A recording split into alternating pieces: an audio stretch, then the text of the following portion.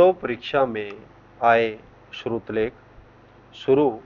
यदि कोई सरकार द्वारा राजस्व के प्रयोजन के लिए प्रचलित किसी स्टाम्प का कूटकरण करेगा या जानते हुए उसके कूटकरण की प्रक्रिया के किसी भाग को करेगा, वह आजीवन कारावास या दोनों में से किसी भांति के कारावास से, जिसकी अवधि 10 वर्ष तक की हो सकेगी, दंडित किया जाएगा और जुर्माने से भी दंडनीय होगा।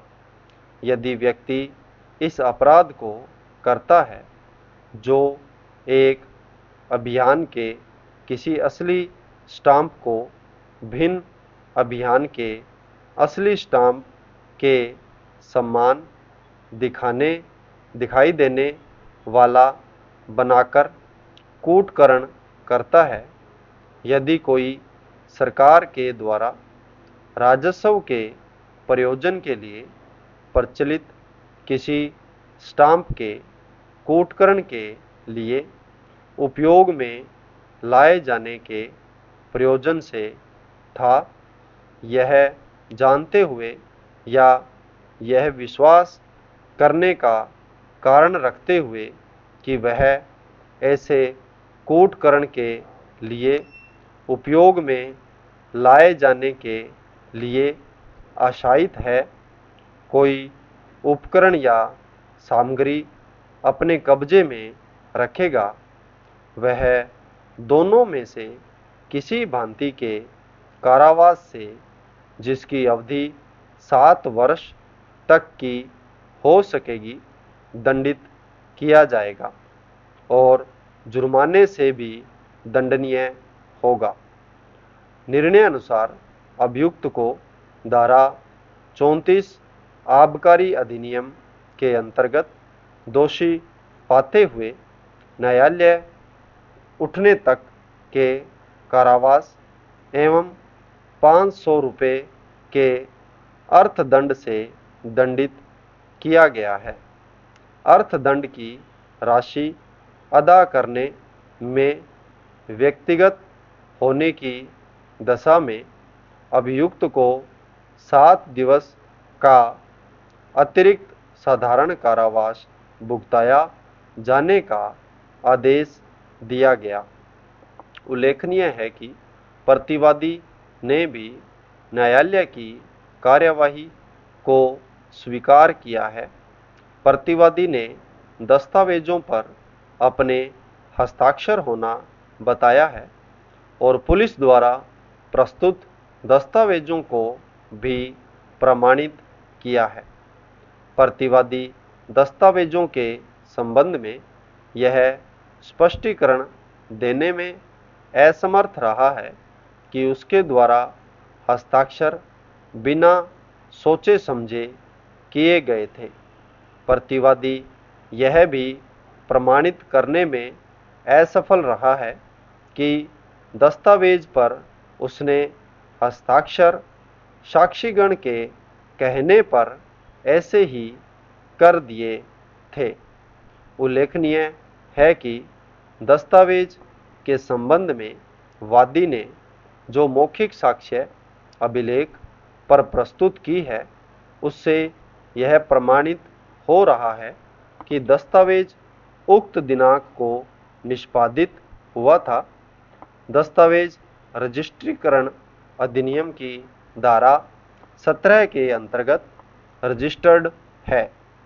दस्तावेजों के अवलोकन से प्रकट होता है कि दिनांक 10 जनवरी 2014 को वादी द्वारा प्रतिवादी को 2,10,000 रुपये नगद प्रदान किए गए थे तथा यह निश्चय हुआ था कि शेष 20,000 रुपये की राशि 1 वर्ष के भीतर अदा कर प्रतिवादी द्वारा उक्त विवादित भूमि का विक्रय पत्र निष्पादित करा दिया जाएगा।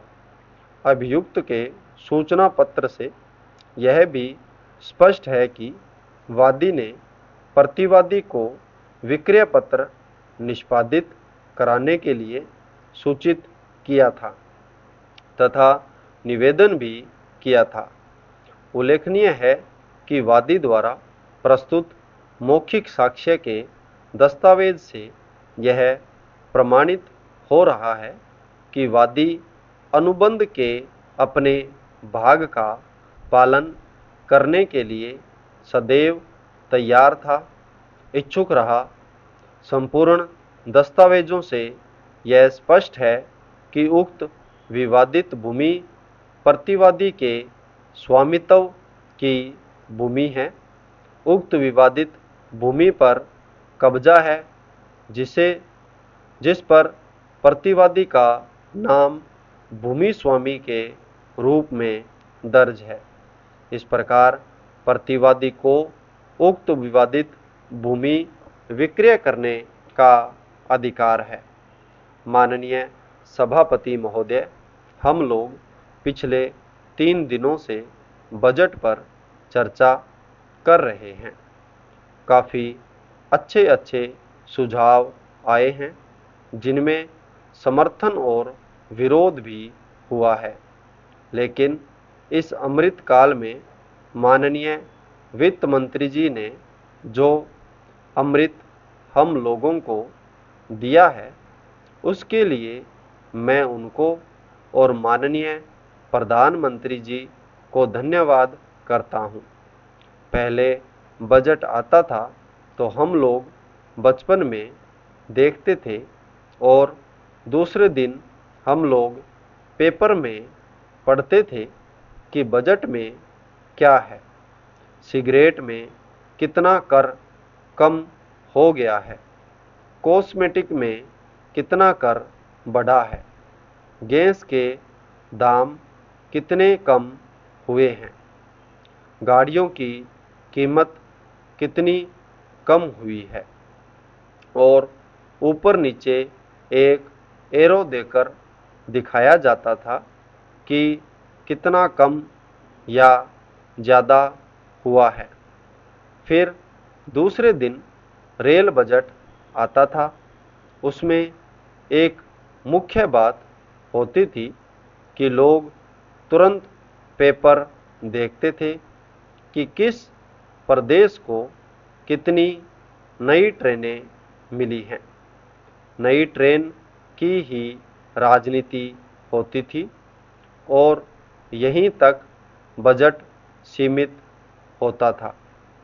मान्यवर, इस बार का जो बजट आया है उससे लोगों को लगा है कि इसमें कोई चमक तो नहीं है। उनको लग रहा था कि कोई बहुत बड़ा धमाका होगा। लोग देख रहे थे कि बहुत बड़ी घोषणा होगी, लेकिन पिछले 2 सालों में जिस बीमारी ने विश्व को ग्रसित किया है उससे देश और समाज को निकालने के लिए जिस प्रकार तैयारी होनी चाहिए, माननीय वित्त मंत्री जी ने उसका प्रयास किया है। अर्थनीति को पटरी पर लाना, दुनिया के सामने चुनौती को स्वीकार करते हुए कंपटीशन में आगे बढ़ना, लोगों को एक बार फिर से काम में लगाना और गति लाना, इसे देखते हुए बजट प्रस्तुत किया गया है। माननीय उपसभापति और 5 साल के लिए सोचते थे। यह बजट अगले 25 वर्ष में हम देश को कहाँ ले जाएंगे। संपूर्ण विराम।